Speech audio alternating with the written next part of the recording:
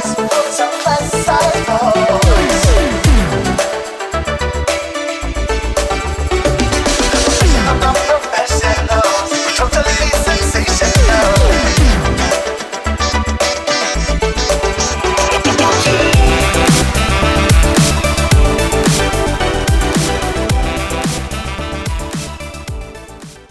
we're the Yupkeep. I'm Waffles together with Spirit. And we are a little slow today because we are animating on the fly. We are pressing buttons to open our mouths. But what are we doing today, Spirit? We're animating live, but today is a special day. Why is that? Because we are doing deck lists and going over lists that we think are fun. Is that right? That's right, but also we're the professional. Non-professionals. We've even forgot our catchphrase. And by the way, we have a couple of our takes on certain decks at the end. And take them with, a grain of salt if you want to, because we, again, are the professional non-professionals. We cannot guarantee success. So, we just have fun. But hope you'll join us and have a good time talking about these lists. So, Spirit, which one are we doing first? I think it's on the screen already. Yes, for those observant, we're going to be doing Amber Steel right now, but as Waffles neglected to tell you... What are you? We love chatting about Lorcana. That is true. So we love the game. Yeah, so we like to nerd out, and so if you're seeing these reviews, you can take our opinions with the massive grain of salt, but hey, we're going to give you our hot takes. Hey, sometimes we get stuff right, so, Half the time is right all the time. Yeah, half the time we're right all the time. All right, well, I think, we're going to start with Amber Steel Aggro. Anything else we need to say before we get into the deck list, you think, Spirit? So these decks have... they're not going to be 100% all the decks that have been used in tournaments, but their highlights we're going to review on some decks that have won some tournaments, some decks that people are eyeing, but also we're going to bring up how some cards are rising in the meta, along with a special surprise of our own decks we've been practicing with. Yes, and I also just want to mention that these decks not necessarily have won tournaments. I know Amber Steel Aggro has done well in tournaments recently, but we picked this one because we think it's better, personally. And that's just our opinion. We're not, it's not guaranteed, but we really love this list, and I think it's a lot of fun. So. And plus, he has the Amethyst shirt, so, he's the ambassador of Amethyst. His word is law. No, I meant Amber Steel. If I said Amethyst, my bad. I'm the professional. Oh. You're the non-professional. I was kidding. All right, well, let's get into this. All right, so Amber Steel Aggro. Yeah, we got the very easy one drops, Daisy and Rhino. Those are very, you're going to see those all the time. What do you think about the Mulan? Now, the Mulan, so this has been a thing Waffles and I have been discussing a lot. Characters that do, as some people refer to it as looting, where you draw a card and discard a card. I'm a fan of it because it helps filter your hand if there's a card that you just don't like, or it's a way to get inkable cards in your hand when you have way too many uninkables at the start.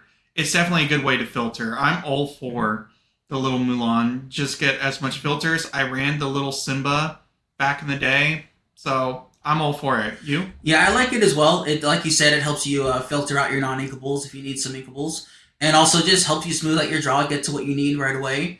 And yeah, that's basically all to say about looters. We think they're good. Even if you're not playing a shifty Mulan, I still think it's a good card.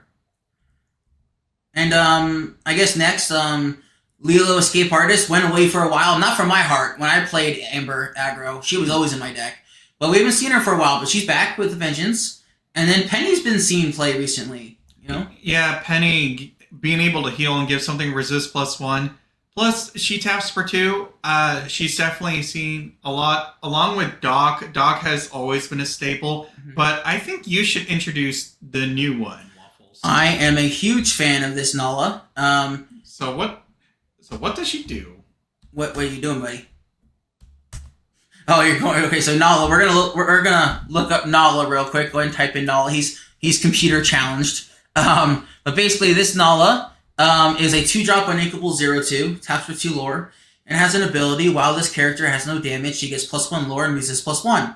So that is extremely good. So basically, I think she's better than Penny. She's better than Lilo.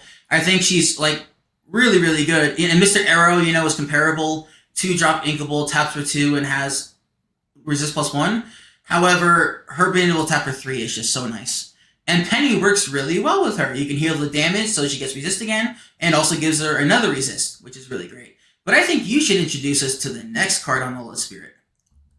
Yeah, we got Bolt. I've been running this little Bolt for probably since it released. We're looking at Bolt right now. Hold on, sir. There you go. All right, and it taps for a lot, don't it? Yeah, it taps for 4. It comes in exerted, but I absolutely this face. Who would want to challenge that face? He's so cute. He's adorable. Hold on, not yet. Oh, what'd you do, buddy? I just hit. What did you do, buddy? I don't know. I held hold. Oh my goodness. Lawn, so I can hold it again, I guess. No, that did not work. Let's see if he messed up the screen. We're professionals. Okay, we're okay. All right, but the Bolt taps for 4. It does enter exerted, which was tough in a format of Madam Mim Foxes, but she gone. So I think it works. Yeah, I think we're gonna see a lot more Bolt, but I think. I introduced this dog. You should introduce the next dog. All right, I was playing Trinidogro, or I guess Dogro, because I didn't have Trinidog in my deck last set. And Lady is phenomenal in any aggro deck. She puts just a go to cards. I got to exit that one. But basically, she is a 3-drop 2/2 that taps for 2. And while you play this character, or when you play this character, you may put a character with cost 2 or less in your hand for free. From your hand into play for free. She's really good. You play her, you put in a Lilo Escape Artist. You play her, you put in a Nala, a Penny, anything that taps for 2. Even a Daisy. Don't matter. But I'm real excited to talk about the popularity of the next card, Tiana, because when I was playing Dogro, when I was playing before that, I was playing Blurple, and I faced an Amber Steel aggro player, and they had this Tiana. And I was shocked at how well it just stopped me from challenging their characters. If you don't know what she does, she says while she's exerted, if you challenge a character, you must pay 3, otherwise your character gets -3 power. So she's very, very good. And Purple likes the challenge, in case you didn't know, and she stops them hard. Like if you want to pay 3 to kill her, you're not playing anything else that round. So I think you're doing okay. And after that, when I played Trinidog, I put her straight in my deck, and she's been great. It's funny, her price skyrocketed after the rotation. Mm-hmm. Yeah, she used to be so cheap, but we also pulled an Enchanted at first. So we did, along when the set first came out, and there was something on the Enchanted that really upset you, Spirit. Yeah, it was the only card I had with Lewis. I had to last an entire set until Reign of Jafar came out after that. Yeah, Spirit has been waiting for Lewis to appear forever, and it was in the background of Tiana's Enchanted artwork, and he's like, why? Why can't I have my Lewis? But he came, and he's good, so. Yeah, I use him all the time. All right, well, I think the next card is pretty straightforward. John Silver just says when he enters, you choose a character, and they can't challenge the next turn, so it protects some of your people. Rhino, as we know, Shifting Rhino, really, really good. I think everyone knows. He has a body count. Everyone knows this rat. He is a bloodthirsty hamster. And, yeah, pretty good. You want to introduce the next 2? Yeah, I actually have an interesting history with Sven. So, for Sven, in a tournament, I saw actual good things from Sven to untap. I used to run an Amber Steel song. He would untap my singers. And I ran him with Judy Hopson, the Simba Pride Protector. And one of your many inspirational ideas that you had for decks. Just something you came up with, that you thought was really cool, an idea. Yeah. Here, go back real quick. All right, and yeah, basically you ran it in a Steel Song list, untap your singers to sing again. This one I think is more, because it says you can't challenge again. Probably more to protect somebody, I'd say, because I don't think you're not singing except strength. No, but also Sven is pretty surprising if you want to protect someone. I was really against it at first, but when I tried it in practice, it was pretty good. And the next one, I'm pretty sure everyone knows that Pluto. Yeah, Pluto, bodyguard, 1/5. When he's undamaged, he gets +5 power. Sorry, +4 power, becomes a 5/5. You swing into that thing, your thing's probably dead. He's a very good bodyguard. And then we got a spicy one. Bagheera is making a comeback as Grab Your Sword is gone. He's basically a grab your sword on a panther. Basically, he says he's bodyguard, so he can enter tapped. Whenever he is challenged and dies, I don't know what you typed in. Go ahead. Trying to pull him up. Oh boy. Give us 1 second here. I'm trying to speak, and he pulls up every card possible in the list. Oh my god, hold on. Go to Steel. Let's be smart about this. You're here somewhere. You stupid a-hole. Where are you? Okay, we're geniuses. Okay, he's grab your sword on a body. Like I was saying, he has bodyguard. Enters tap. When someone kills him, he does 2 damage to all your opponent's stuff. And Spirit, you've played with him. What do you think? Yeah, I love the fact that he's inkable. I think he's extremely viable with 4/3. That's pretty good because you want his ability to go off. He can hit pretty hard, and I just really like him. I think he's a solid card. I've used him in practice. He pays off. Running 4, I can understand in this build. Your total amount of bodyguards are 8 in this deck with the Pluto and the Bagheera, so you're definitely defending. But Waffles, you want to introduce the next big fella? I like Gantu. I used to play an Amethyst Steel deck with Gantu as the biggest, lore gainer. And I like it. This list has 4 people that tap for 4. You got Bolt and you got Gantu. I think the vanillas that tap for 4 are pretty sweet. So I'm very excited about that. And then the last card is just, staple among staples, Strength of a Raging Fire. Not great early, but great once you swarm the board. Which for this deck is pretty easy to do. Yeah, pretty much. All right, well, anything last words you want to say on Amber Steel Aggro, or should we move on to the next list? Let's move on to the next list. All righty, let's go. We got Amethyst Steel for you. Would you like to talk about the captain? Captain Hook, this one's been around since the first chapter. For those who have been around since the start of the game. Challenger +2. 1/2, 1 drop. It's pretty strong. It definitely keeps your opponents at bay. I think it's really good right now because it kills Nala, because through the resist +1, it kills Mr. Arrow through the resist +1. It can kill a Calhoun if it's tapped. So I think it's really good against all the resist +1 characters team play. Plus, it can damage Rhino. It can get through the resist too. At least to get a damage on it. Yeah. And then Doc, as we said, needs no introduction. Oh, that's a. Oh, is that a Happy? Okay, well, Happy basically is a light version of Doc. Basically, it's a 1-drop 2/1 that gains evasive on your turn. However, the important part is that he's a knight, and you'll see why later. That's a spoiler alert. But you want to talk about Calhoun? Sure. Calhoun,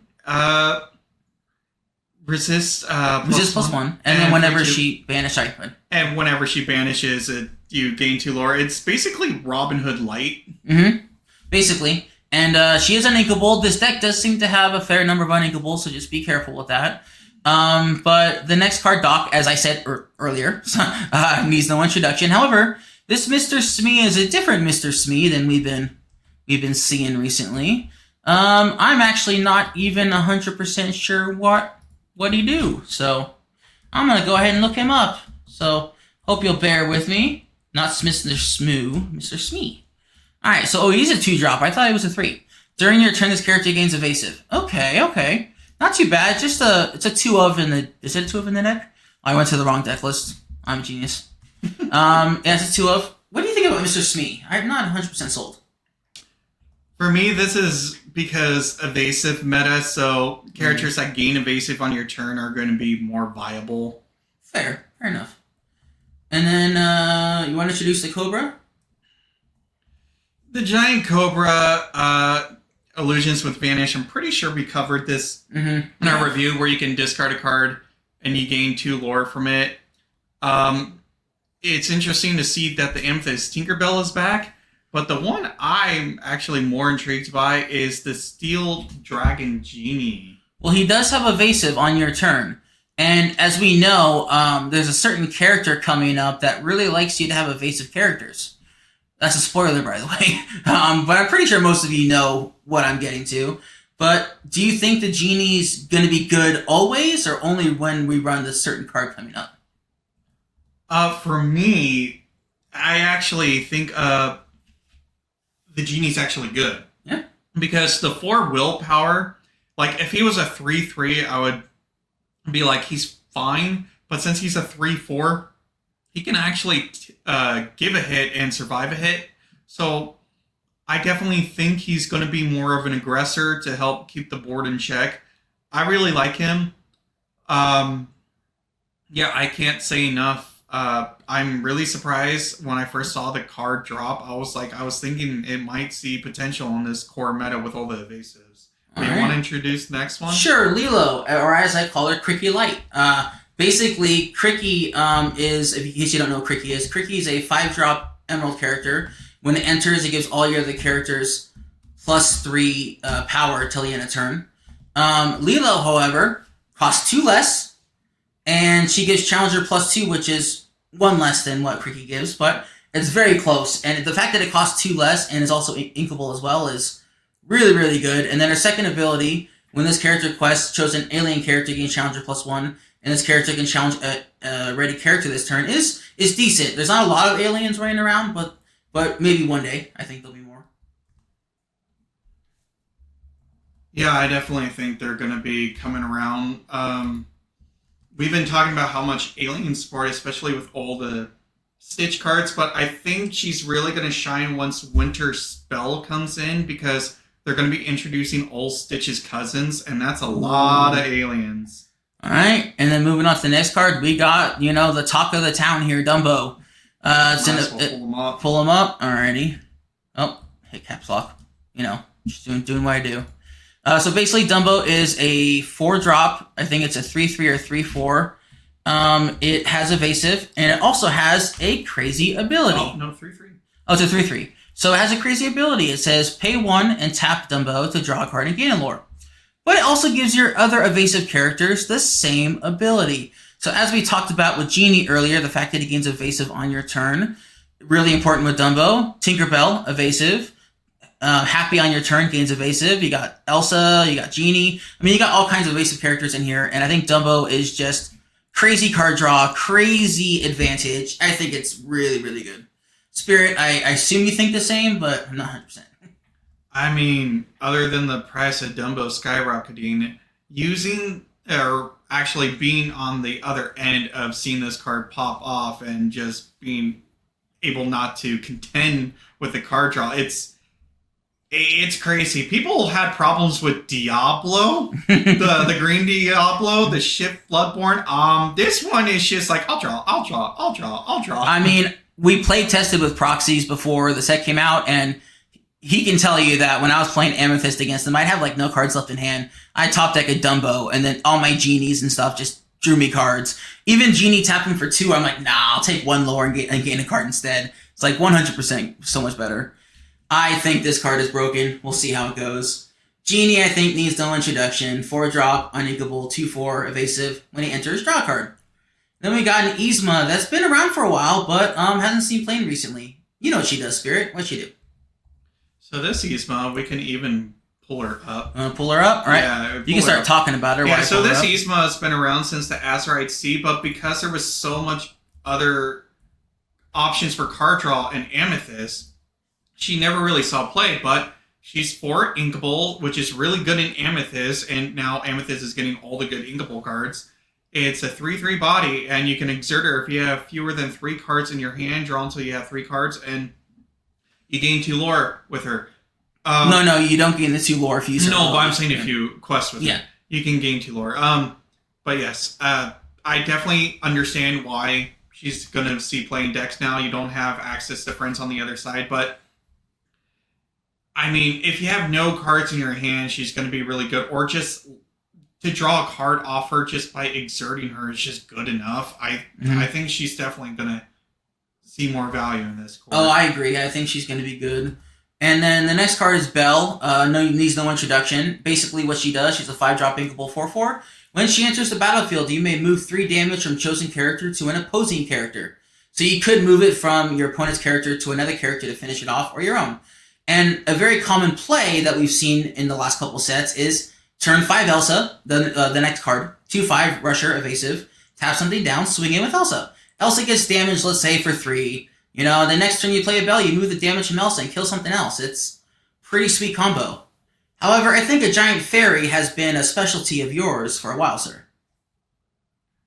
Yeah, surprisingly, no need for introduction since the first chapter, 4, 5, 6 drop Tinkerbell with Floodborn. You can shift her, and when she enters the battlefield, does splash damage, 1 damage to all opposing characters, and when you defeat something in a challenge, you can shoot something for 2. She's good. She's been absent for a while in the meta, but now that she's back, Well, I think the reason she's been absent is because Control's been running rampant in the old format. Now that we're in new core, Control's kind of dead. With red blue basically being neutered beyond existence and red purple being more mid range. Basically, we think mid range is going to be king because aggro and mid range are really the only archetypes that you're going to be able to play, and mid range beats aggro if you go through the circle of decks. And Tinkerbell is a mid range card, and she slaughters, cheap creatures that have 2 willpower or less. Like, she just destroys them. And then the next card, Hypnotic Strength, is one that sees play because of a certain call, the Iago. Iago is a 4/6 vanilla with Vanish. That basically means that if you target it with a spell, and evasive, sorry. And if you target it with a spell, you banish Iago. So Hypnotic Strength, give it Challenger +2, and you draw a card. Well, the Challenger +2 means Iago dies. So, what do you think, Spirit? Do you think this card's going to see play going forward? I think Iago's still going to see play. oh, definitely, and just even you don't have to challenge the Iago too. Just targeting your own stuff with Challenger +2 and just drawing a card. I mean, what more does Amethyst want? More challenge and more draw. I have used this on Manny and Elsa before, so... Alright, the next card is Desperate Plan, and I think, Spirit, you do not like this card, if I remember correctly. I'll look it up while you talk about it. Yeah, I mean, you're not wrong, and it's one of those things, don't get me wrong, it's not just like, oh, do you have a hate boner toward it? It's like, no, it doesn't work for me, no matter how much I try. It kind of feels like dead weight in my hand all the time. But them running a single copy, I understand. Desperate Plan, 3 uninkable. If you have no cards in your hand, draw until you have 3 cards in your hand. Otherwise, choose and discard any number of cards, then draw that many cards. When we first saw this, did you think it did something else? You thought that basically it always drew you 3 cards. You just discarded your hand and drew 3 cards. But if you have other cards in your hand besides Desperate Plan, you have to choose and discard a certain amount to draw that many. It doesn't do what we thought it did at first. Yeah, I just personally don't like it. I rather use different types of looters, and I stand by Whole New World, or Beyond the Horizon is one of my favorites to really mess with the opponents, but I understand it's an action, not a song, so in case Tiny Ursula comes up, well, they're not going to be able to hit this card. But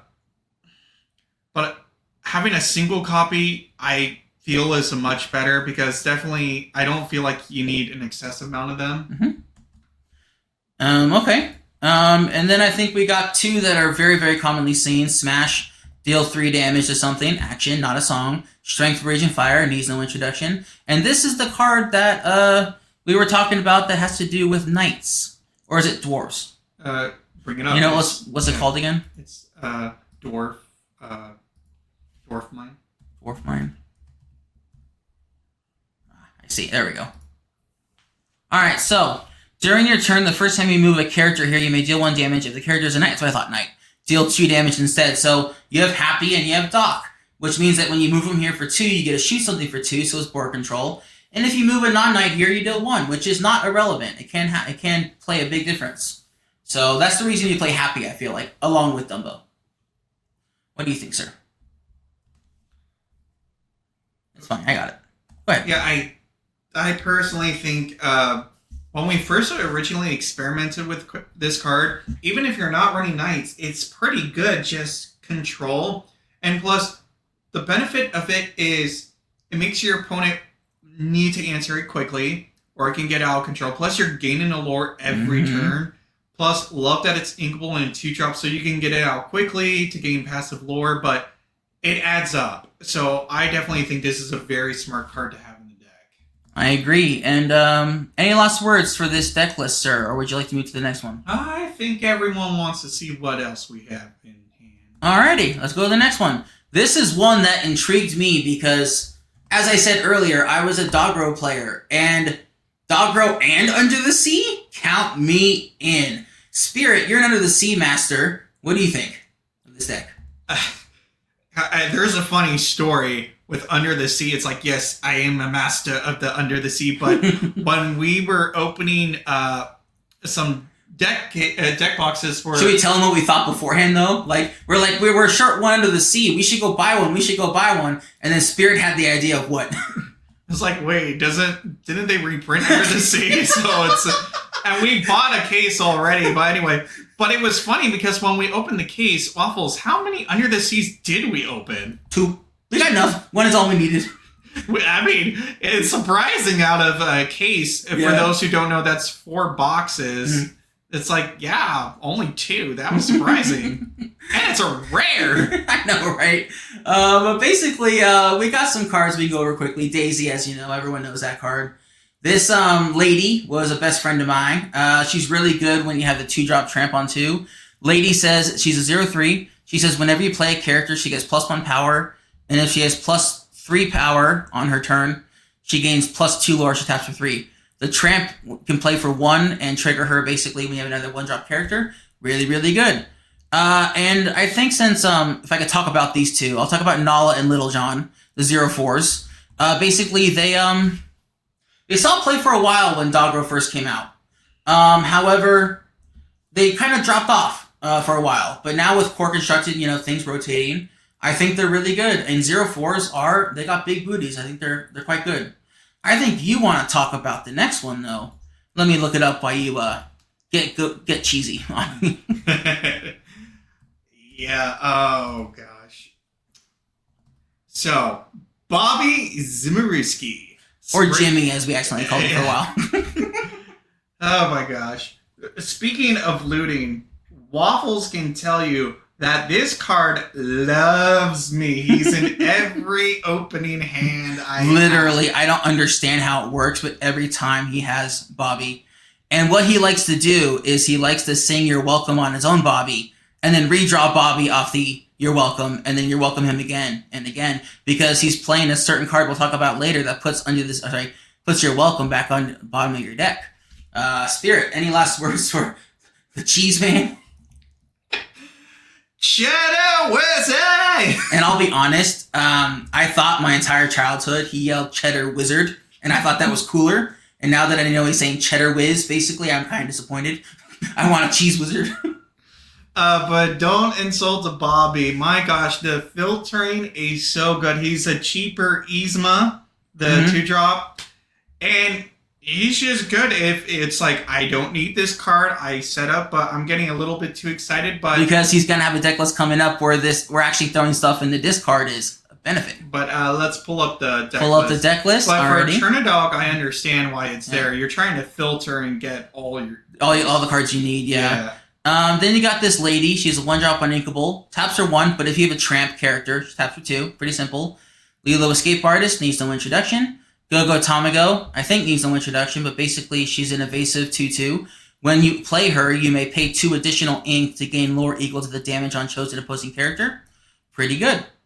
And Tramp here, as I said earlier, he costs 1 less if you have a lady.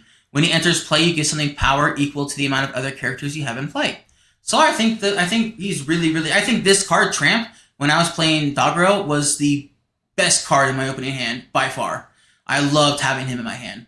You want to talk about the next one? Oh yeah, we can pull her up. You want me to pull her up? I can do that. We can pull her up. She's been around a while. She needs no introduction. I believe she was introduced in set 2. I think it was 2 as well. But set 3 actually. We're special.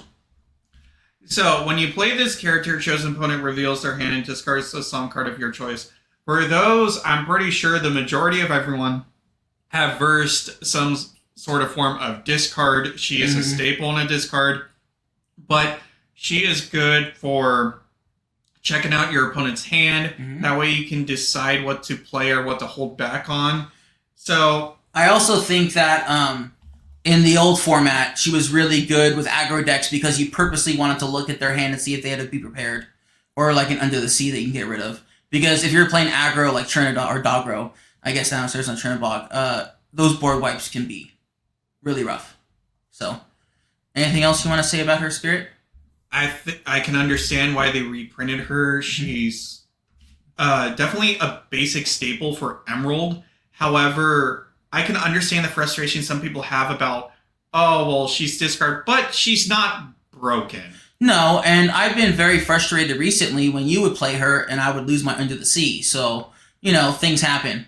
The next lady, I like that there's lots of ladies in here, but so the problem I have with this deck is that there's lots of ladies to shift onto. There's only one tramp to shift onto. But this lady needs no introduction. 3-drop Amber card, 2/2, taps for 2. When you play her, you may play a 2-cost character or less for free. Value! All the value. Alright, and do you want me to quickly go over these Chernodog cards, or do you want to go over them? Yeah, do you want to pull them up? No, it's okay. The next lady is the shiftable one. 5-drop, shift 4, 4/4, taps for 2. When you play her, you may bring back 2 characters from your banish zone that cost 2 or less. Again, really good card value.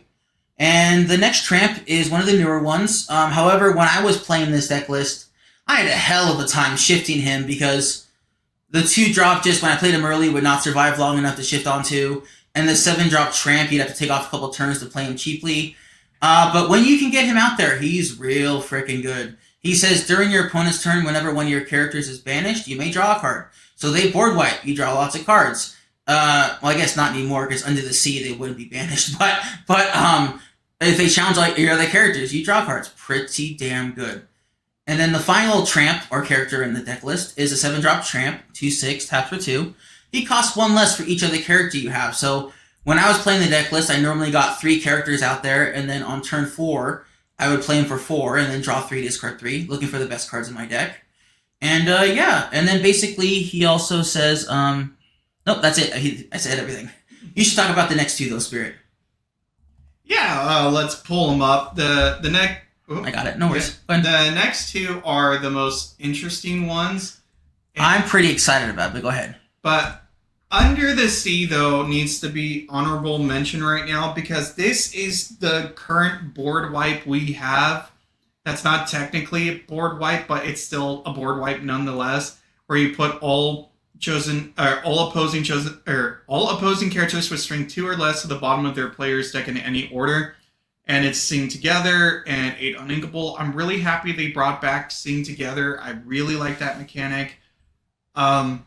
It is definitely a card to be aware of, but I think Waffles should introduce the next card that's making this work in this Chernodog deck. Yeah, I mean, luckily, if you're playing against Amethyst, you have a lot of characters they already play that have 2 power or less, so Under the Sea's pretty good already. But the reason this works is Scrump. It's an item that you says, I made her. Tap it, tap this and one of your characters. Sorry, oh no, it just says tap one of your characters. Mm-hmm. You don't have to tap the item, so you can tap, oh wow, that's better than I thought. Okay, tap one of your characters, chosen character gets -2 power till the start of your next turn. So let's say you have like 3 or 4 characters out there, right? You can tap 2 of them and give 2 things -2 power, and then use your 7-drop tramp or 6-drop tramp and another character to sing Under the Sea. It's pretty good. Or if you're luckily at 8 ink, you can use all your characters to shrink stuff. I think it's really sweet. And whoever came up with this, we don't have the name of the person who made this deck list, but you're freaking awesome, whoever you are. Yeah, just the fact that Waffles can now use Under the Sea in a Chernodog deck. I think Waffles I got a inkling he may want to try it. I do. I can't say how much I do. All right, should we go on to the next deck list? Yeah, or? let's. Alrighty. We are waiting. All right, so we got an old favorite of mine. And by the way, in set 7, I tried to make this damage build work. I guess the world wasn't quite ready for it. So, but now they are. It looks like. So I'm excited by that. But to be fair, when you brought it to a tournament, you threw a lot of people off. Oh, I did. I mean, I won 3 out of 5 rounds, but it just wasn't quite good enough. But I think now it may be. And one of the cards that I really loved playing in the deck is, we'll get there, is Lumiere. But We got the 1-drop Diablo, 0/1. When it dies, draw a card. We got Razul, who's a 1/4 with Vanish, right? Yeah. Alright. And then you want to talk about the one who hurts herself when she comes in. Well, we got the Mulan. She comes in with 2 damage, but she's a 1-drop 2/3, so you can hit, you can heal, but this deck really relies on moving damage, so it's correct. So the fact that she enters with damage is pretty dang good. And I'm a fan of this Lumiere. The reason being is that a lot of decks chose to play the Madame Mim that gives everybody challenges +1. I played Lumiere when I used to play this because it would protect you from Sisu, because +1 power. Sure, Lumiere would die, but the other characters would be safe. Where Madame Mim would not protect you from Sisu. But now that Sisu's out of the format, I'm not sure if Lumiere or Madame Mim is better. But the next card, the Queen of Hearts, is one of the best cards you can play in a damage deck. Just becomes a 4/4 with any damage. So, you want me to pull up the Queen of Hearts? Well, I was suggesting maybe we should have the tab with the cursor highlighting over the cards because I didn't know of the window when we were in the other tab. Yeah. I see. Well, okay, here's the Queen of Hearts. Here's the Queen of Hearts. She gets buff when she's hurt. You know, she's kind of a weird that way. But you want to talk about Madame Medusa? Yeah, sure. Let's bring her up because this is the essential. You know, for those that are curious how to move damage, we're going to show over the staples of what do so. So this Madame Medusa, 3 inkable, 3/3, quest for 1, and when you play this character, you may deal 2 damage to another chosen character of yours to return chosen character with cost 2 or less to their player's hand. So it's interesting to see that you can damage, you set fuel for yourself to move damage and also bounce a chosen opposing character. Yeah, basically this, you damage your Queen of Hearts, and then after you damage her the next turn, you try to move the damage from the Queen of Hearts. It synergizes quite well. Let's see here. Spirit, would you like to talk about the next card? Sure. The next 2, because, the next two. Let's bring... I actually think we should actually pull them up because they're fairly new, but... And they haven't really seen play. Yeah. So the first one is going to be Mother Gothel. And this one, I've actually seen Waffles use in play. 3 inkable, 1/4, quest for 1. Whenever one of your characters challenges, you may move 1 damage counter from chosen character to chosen opposing character. Moving damage! It adds up. It really adds up. And moving 1 damage gets through resist because you don't care about resist. So you can have those rhinos just suddenly, they take damage. You can have the Pluto shrink down. And sorry, real quick, if you don't mind, Spirit. A really interesting thing about this card is that when you challenge, right, you may move the damage before the combat damage actually happens. So let's say you are challenging a rhino, right? With Madame Medusa, say a 3/3. Yep. And she has a damage on her. You move the damage to rhino before they clash, and now he no longer has resist +2, and they trade. Or like the Pluto or Lawrence's. Exactly. So I think pretty sweet effect. Yeah. So. And I'm glad people are starting to see the value of this card. Me too. Let's pull up the next one for you because this character is one of your favorites. But this card, though, it's been around a while, but hasn't seen a ton of play. But I'm excited for you because this is a beauty. I mean, to be fair, you were the one who experimented with it first. But, from Robin Hood, Prince John, Frady Cat, whenever an opponent plays a character, deal 1 damage to this character. So he's a 5/5. That's pretty strong. But one can say, well, aggro if they just play a bunch of characters. However, the point is he builds up the damage counters for you to move. Exactly. Like someone says, aggro beats it. It's like, no, aggro, you'll play 3 characters, they'll have 3 damage. Play Bell, move 3 damage. So, sorry. No, but I definitely think it's a good card. Even its stat line for a 3-drop is really, really good. Really good. All right, let's go ahead and move back to the deck list. The next one, as we said, Genie needs no introduction. We talked about Yzma earlier. And then we got a Moana, which I've never been a fan of this card in these lists, even when you had Peter Pan Shadowfinder. She's a 4-drop, 4/3 with evasive, and whenever you challenge a character, another chosen character gains +3 power this turn. It was kind of like a Merlin Crab, But now that you've done a Peter Pan, you have to wait a turn. Your opponent can see it coming. It's no longer a surprise. So I'm not a fan. Spirit, how about you? No, I'm not really sold on that one either. All right. Well, do you want to? I mean, I guess we talked about Belle and Elsa already. Why don't you talk about Maui Half Shark for us? Well, I'm pretty sure Maui Half Shark doesn't need much introduction. I'm pretty sure those that are aware of the meta, 6-drop, 7/5 evasive. I keep forgetting that thing has evasive, plus for one of his best traits. But it's because his ability is what everyone remembers him for, is whenever this character challenges another character, you may return an action card from your discard to your hand, and whenever you play an action, gain a lore. He's sexy. He's pretty good. All right, and then we got this Mulan here, which I tried to make work before, especially in set 4 at a tournament when she first came out. She's a 6-drop, 2/6, taps for 2, has shift 5, and whenever you play her, if you use the shift ability, she gets +3 power, and whenever you challenge a character, you may deal damage equal to Mulan's power to 2 other characters. So she's at her best when you shift her, does 5 damage to 3 things. Or if you don't shift, you can deal 2 damage to 3 things. However, Hypnotic Strength helps with that too. So, bonuses for getting plus power. And I'm actually not sure what this next card does. What is it called? Lose the Way. Lose the Way? I'm not actually 100% what that does. So I'm going to look it up. But I definitely think you should talk about the next 2 cards specifically, the one after this one. Okay. Let me peck away here. So I got one hand.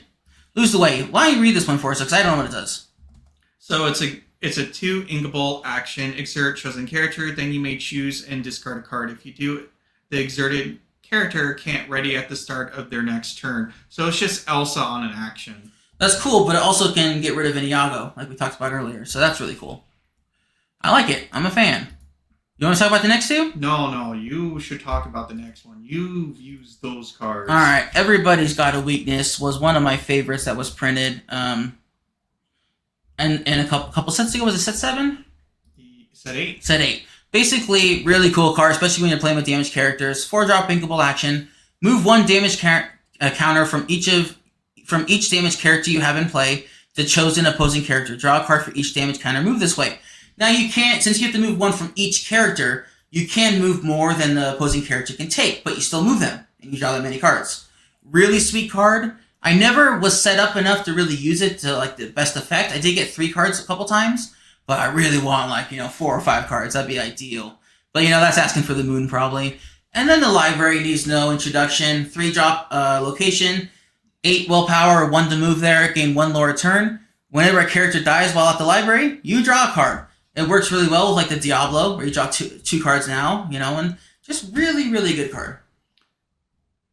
Oh, I forgot. What? Was I talking with your mouth open? I possessed him, don't worry.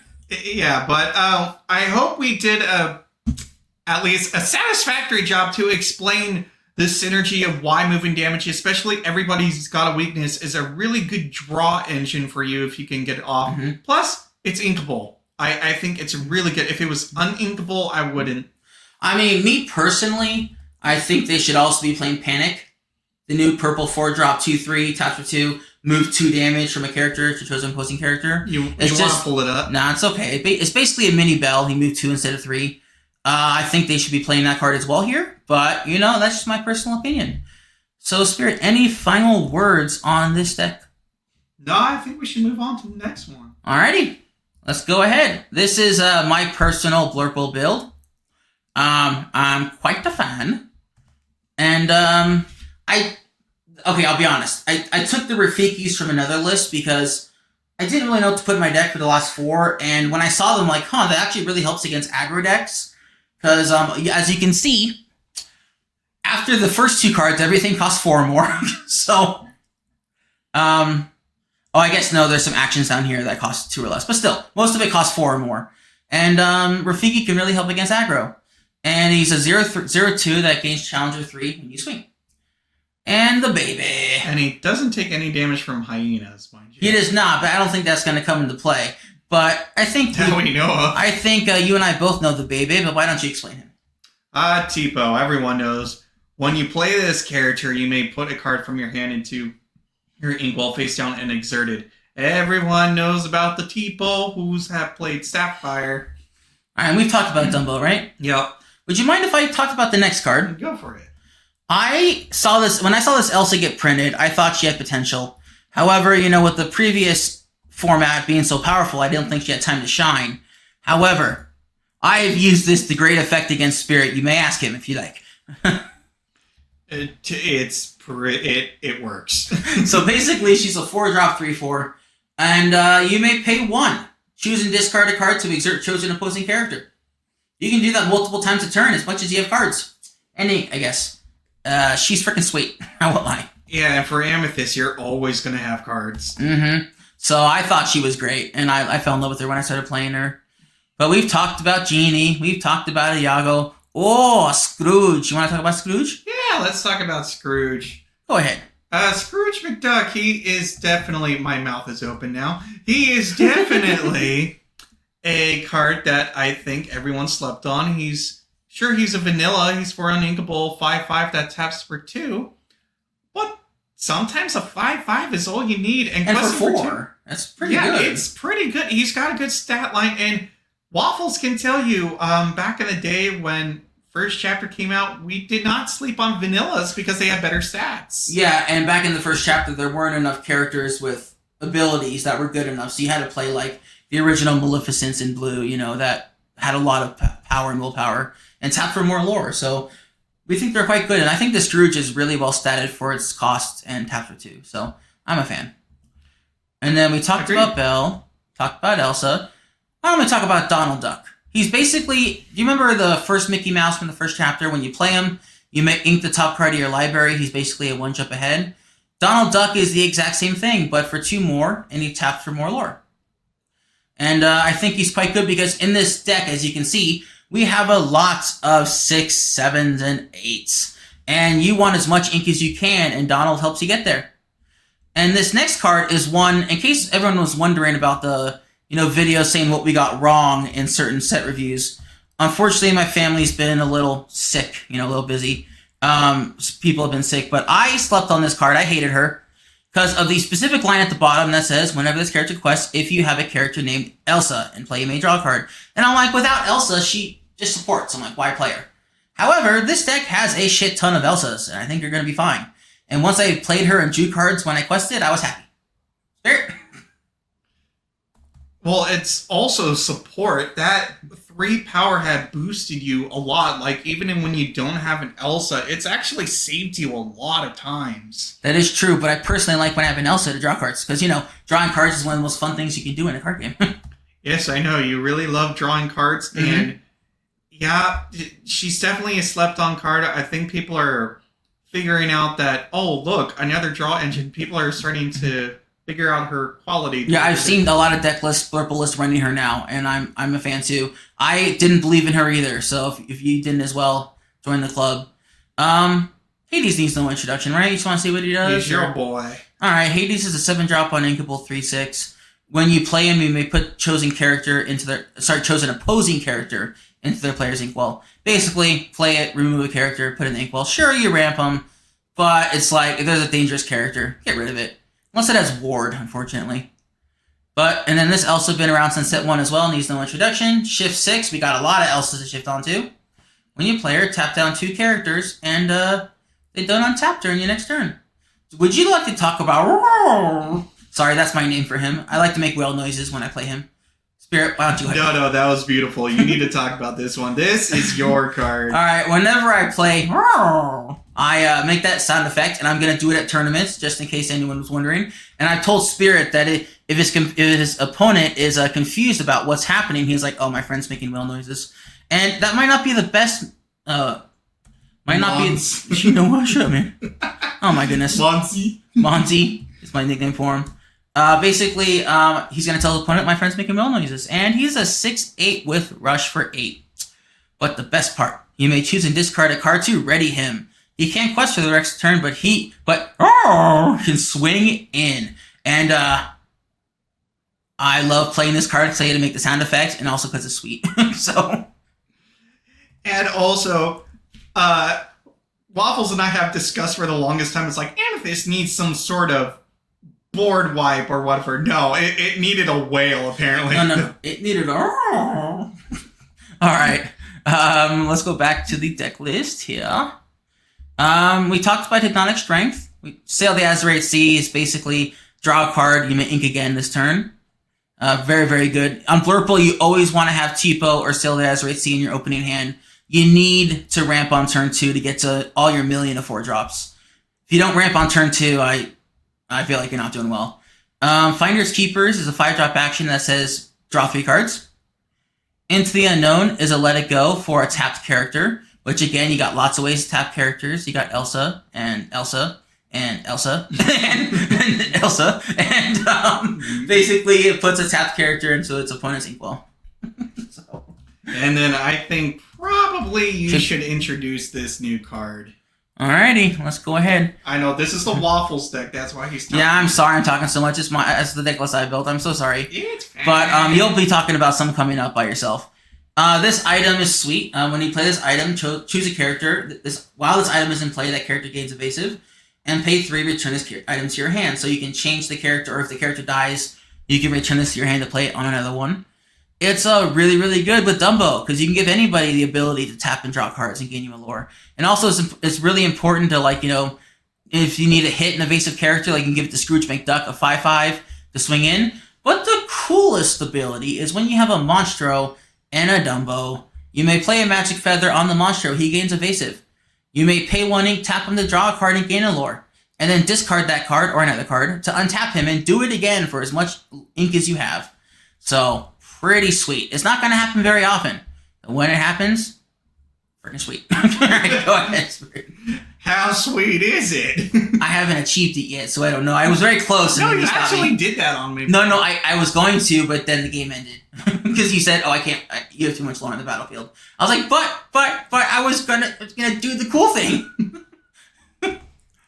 Alright, well, I think this is your deck list, sir. So, you bring us, or take us away.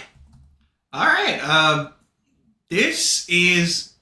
Emerald Steel has been a build that Waffles and I have been experimenting, especially me, for the longest time, and we don't think the meta has been experimenting, and this has been actually doing pretty well, at least against other decks, so we don't think people should sleep on this color combo. This is one I built and experimented with. Bobby needs no introduction. But, however, I think I should talk about this one Robin Hood. Sure, I'll pull it up while you talk about it. Because it's a shift target, for one, because the Champion of Sheerwood is back. But this one is a pretty good shift target, other than the one where you can damage someone. He's inkable, and when you play this character, if an opponent has a damaged character in play, you gain a lore. Since challenging is going to be the majority of the way to remove stuff, he practically goes off nearly 80 to 90% of the time you're going to gain a lore just by playing him. Agreed. I think he's really good. And the fact that he's inkable, you play him over the steel version, I think, for sure. Yeah, and then I don't think Clarabelle needs any introduction. When you play this character, if an opponent has more cards in their hand than you draw a card. A beautiful chicken! The beautiful, we have to pull him up. We have to pull him up. He's too beautiful not to. We have to pull him up. Oh, whoops. My bad. Clicking on stuff. I got so excited to pull up the beautiful bird. The beautiful. Uh-oh. Hold on. You need to type it in I need to type it in twice. Yeah. He's a hey. I'm bumbling about. This beautiful creature in all its adorable. glory. Now, this card, because Blurple and Sapphire, they ramp, this is a perfect time to catch up. When you play this character, if an opponent has more cards in their inkwell than you may put the top card of your deck into your inkwell, face down and exerted. Plus, he quests for 2. 2/3 is not a bad stat line, and he's a 3 inkable. He's perfect. He's probably one of my favorite of the Hey so far. I think he is my favorite Hey. And that artwork, I just want it framed up in my room. Mm-hmm. It's inspirational. God, man, he'll eat anything. Even more than I would. All right. Oh, it's your boy. I talked about Lewis. I don't think he needs any introduction, but he comes in exerted. He's a 4/3, quest for 1, and when you play this character, opposing character gains Reckless during their next turn. But the next card, I believe we should pull up, I think, right? Yeah, Don't you think so? Pull up the Max Goof. Okie dokie. The Max Goof. Here we go. Now, this is an interesting one. Oh, if my mouth is open. The Max Goof. When you play this character, you may pay 1 additional ink to return a song card with 3 or less from your discard to your hand. Well, there is a lot of good 3 or less songs to bring back. Actually, not as many as you think. There's a couple good ones, but this is mainly used for something else, right? Yeah, but still, I like it. He's actually helped me more than I like to admit when versing Waffles. So you'll see a later deck list where I'm kind of debating between if I should run 4 or 3, kind of between his other ones, but he's a solid card. He's much more solid than I thought he was going to be. Agreed. All right, bring us away. There's no need for an introduction, but introduce him. Pete, my boy, when you play this character, opponents can't play actions until the start of your next turn. 3 inkable 3/3. Perfect card. I think everything about it is perfect. He's going to be seeing meta, but I think we should introduce this I'm next one. so excited to introduce the next one. He's been in our hearts for a while, but I am quite excited because he is just so adorable. Like, oh my god, how cute can one be? I think there he is. There's also a sentimental reason behind this card. He got introduced in set 2, but we've been playing him with every deck since he was first introduced. Mm-hmm. And in Green Steel, there's not a lot of ways to draw cards anymore besides like Beyond the Horizon. There's Let the Storm Rage On is gone, and a couple other things. So your card draw really is like Hufflumps and Woozles. It's basically a couple other cards. But I really think... Yeah, but basically what he does is he's a 2/5 for 4, shift 3, that's not really going to come up, taps for 2, and at the start of your turn, each player may draw a card. And yes, your opponent draws a card, but you get to draw an additional one. So it's, even though it gives both opponents cards, like Green Steel needs the help. And I think the artwork's just fantastic. So that's what I like most. But the card draw is really nice. What do you think, Spirit? I love everything about it. This is one of the cards that I can understand people arguing when you give your opponent a card, but because you're drawing more cards than your opponent with him, I think he's pretty solid. Plus, he's inkable. If you're not going to use him, you can ink him. Mm-hmm. And when you're desperate for card draw, Donald will do. Plus, a 5 booty ain't bad. Oh, we should pull up the new Genie. Yes, we should. I think you should introduce this card. I do like him quite a lot, but let's pull him up here. All right, it's Genie of the Lamp. He's a 4-drop, inkable, 2/3, evasive, taps for 2, and while this character is exerted, your other character could get +2 power. That's quite good when you have a card that will be introduced in a little bit. It really helps boost the power for some certain effect.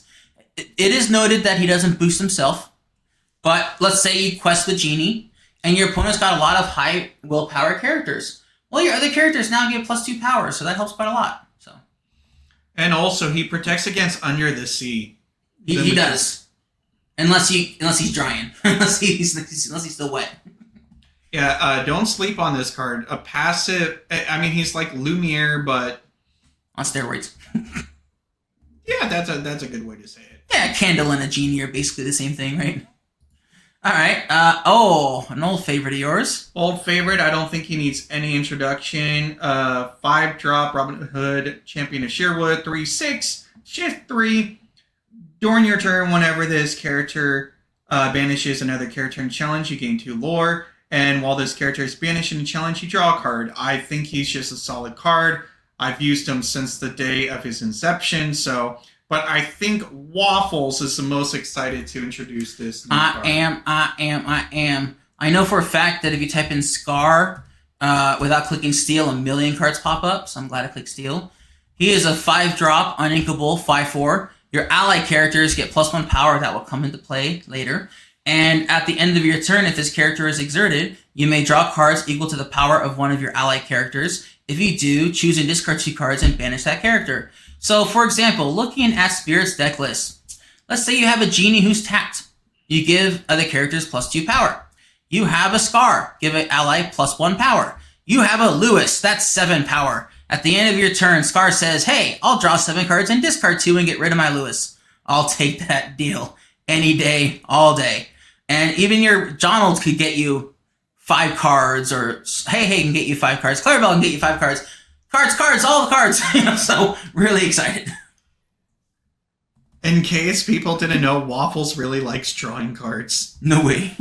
Alright, well, we gotta introduce the next Max Goof because this is one you're excited for. Gotta get rid of Steel because, it's not a Steel card. Yeah. So, this one, I am going to show my age here. So, Max Goof, the Shifter. 6 Inkable, Shift 4, 4/5, quest for 2. Whenever this character quests, you may play a song card with cost 4 or less from your discard for free, then put it on the bottom of your deck instead of your discard. It's definitely a Sing Ursula, the Ursula Deceiver of All on steroids, and I love the shit out of this card. Now, does Bobby the Cheddar Wizard, I'm going to keep saying that, help with this at all? Yeah, he really does. He helps just get stuff in your discard. He works extremely well. What I really like about this is I can see people saying, are you sure you need this in this deck? It actually helps balance the deck out. Plus, it's a really good body. And just going back to the deck list. I got it. Yeah. We go back to the deck list here. Mm-hmm. I mean, because you're running Heffalumps, you're running Mother Knows Best, Strength, and you're welcome. You hit everything. And like we've talked about, he likes to You're Welcome his Bobby. And then basically Max Goof will put it to the bottom of his deck. He'll You're Welcome something else, and then it'll shuffle his deck. And then now the You're Welcome's back on top somehow. And he keeps drawing and drawing. But should we talk about Pete Space Pirate? Yeah, I think he doesn't need any introduction, but Pete Space Pirate, 6 Inkable, 5/5, Shift 4. Quest for 2. Whenever this character is exerted, opposing characters can't exert to sing songs, and your pirate characters gain resist +1. Is he a pirate? He is a pirate. Sweet. Sure, he's not going to be boosting anyone else but himself, but an exerted 5/5 with resist 1 and stops your opponents from exerting to sing songs is pretty good. Pretty sexy. And we already talked about Tinkerbell. Now we got a big Clarabelle. What is her second ability, sir? Yeah, everyone, I'm pretty sure she doesn't need an introduction, but 7 Inkable, 5/6, quest for 2, and at the end of your turn, if a chosen opponent has more cards in your hand than you, you may draw until you have the same number of cards, so really good card fixing. Now, you want to talk about stuff like You're Welcome and Mother Knows Best with Clarabelle? I think you seem pretty keen. Okay, so you sing You're Welcome on your opponent's character. They draw 2 cards, and then Clarabelle will draw you 2 more cards at the end of your turn because you gave them more cards. Or let's say a Max Goof sings or plays a Mother Knows Best from the discard for free, and you put a character back to the hand. Well, that's 1 more card for you to draw off Clarabelle. So, pretty sweet. Now, the next card, though. Hold on. I think people are wondering why that specific example is because I did that to Waffles, and he was pretty mad. I'm not. Should we talk about the songs? I mean, I think they're pretty well known. Yeah, they're pretty well known. All right, we'll just say we got Hufflumps and Woozles, Mother Knows Best, Strength, and You're Welcome. But I think this next card is slept on big time. And we are both huge fans of it, aren't we, Spirit? Mm-hmm. Definitely. We've used this card since the inception. But Emerald Chromicon. Emerald of Light. So, basically, during an opponent's turn, whenever one of your characters is banished, you may return chosen character to their player's hand. Another fuel for Clarabelle to help boost. But also, it's pretty good control. Against purple, they're going to kill your stuff. You get to bounce their shit. And also, let's say you want to return something to your hand that you want to replay. Emerald Chromicon can do that. It doesn't say opponent's character bounce. It just says return a character. Pretty good. Yeah, I think people are going to discover that this card might be the answer to some certain decks in the meta. Mm-hmm. I think it's really good, and I think purple's going to have a real hard time with this. Green has access to Mother Knows Best, and that makes me sad because one game, Chromicon was useless when I played it against Spirit because he just kept bouncing my shit, and Chromicon don't trigger off that. But should we move to the next one? Yeah. All right, this is my version of Emerald Steel, so I guess I'll start us off. It's an ally build, and I think it's actually quite good. It's based around the Scar and the Genie that I talked about earlier, the combo. And it's a little different. It doesn't have as many actions. It's more creature based, but I think it's quite good. We start off with the 1-drop Pegasus, 1/1 evasive, not bad. 2 Go-Go's because, you might damage something for 4 and get 4 lore off it. We got a 2-drop Ursula, as we talked about earlier, and we got a Doc. Pretty good. And this is the card I mentioned earlier, Mr. Arrow. He's kind of like a Nala, but he only taps for 2, 2-drop, 1/2, and he has resist 1. Pretty good ally. And Nala, as we talked about earlier, needs no introduction, one of the better allies we have nowadays. We have Clarabelle we talked about. We got the beautiful creature we talked about. We got the sexy alligator, and now we got a jealous manservant, Lawrence. He's a 3-drop 0/4, taps for 2, and he gets +4 power if he's undamaged. And again, think about the possibilities with Scar. He's a 4/4. Let's say you have a Scar out. Oh, by the way, Scar has to be tapped for his ability to trigger. Don't know if I ever mentioned that. So you quest with Scar. You play a Lawrence. Even if you don't have the Genie tap, it's like, okay, I'll draw 5 and discard 2. Hells yeah. And then you might be wondering, why are you playing Pete in an ally deck? Because Pete's freaking good. This one's why. But I think we've talked about almost all these cards. Like, pretty sweet. But we got Little Gentleman Donald. We got the Genie. We got the Scar. We got the Pete. And you may be asking, why play the big Pete? Well, because I got 4 small Petes. Why not? Clarabelle, Strength, and Chromicon. The decks are kind of similar. They're doing different things, but I think Green Steel is really slept on right now. As we know, aggro is going to be popular and mid-range is going to be popular. And I think Green Steel is a mid-range color people are not experimenting with enough. And the Chromicon really hurts purple, so it hurts the other mid-range decks. And then allies are quick enough, or his other deck is quick enough where it can stop aggro. I think this color combination really is slept on. Agreed. And I've been an Emerald Steel person since the second set. You have been, but it's always been discard, and now it's different. It's like finally Green Steel's seen its day, but it's not discard. But to be fair on my behalf, I try to avoid the discard at the start. It's like I just been trying to make Emerald Steel work, and I feel like we hit the nail on the head with this one. Mm-hmm. Yeah, I'm quite excited. So I guess since we talked about like all of these cards already, we're gonna go to Spirit's Pride and Joy here. We got some Power 9. Spirit, take us away. All right, I don't think Bobby needs any introduction again. Some of these cards that we've talked about before. Yeah. But the new Power Line rod here, Singer 432 for those that are curious. I can look it up. Power Line, or for Ruby itself, this is the first time Ruby has access to Singer. And boy, I'm going to take advantage of that. You've always liked the Singer ability, haven't you? Singer ability has definitely been one of my favorites. But Singer 432, that is pretty good. I will not lie. I mean, I'd rather take a 1/4 Ursula because it survives more, but hey, if you got to challenge someone, this'll kill it. Yeah, it'll do the trick. We talked about Clarabelle, we talked about the Green Max. One of the maxes. But now we can talk about the other I'm Max. on it, buddy. You're on the case. The other Max, he's Singer 5. I mean, the second ability that he has doesn't really matter, but I just want to stay home. This character can't move to locations. But a 4/3, he's actually pretty strong stat-wise. He can take out a majority of things, but Singer 5 can sing the majority of things you have, no problem. And really helps towards singing Sing Together songs that you have in here. Yeah. Let's go take a look at your deck list. And we got Donald. We got the Shifting Max Goof. Maui Shark needs no introduction. And then a new, super awesome, the greatest rock star of all time.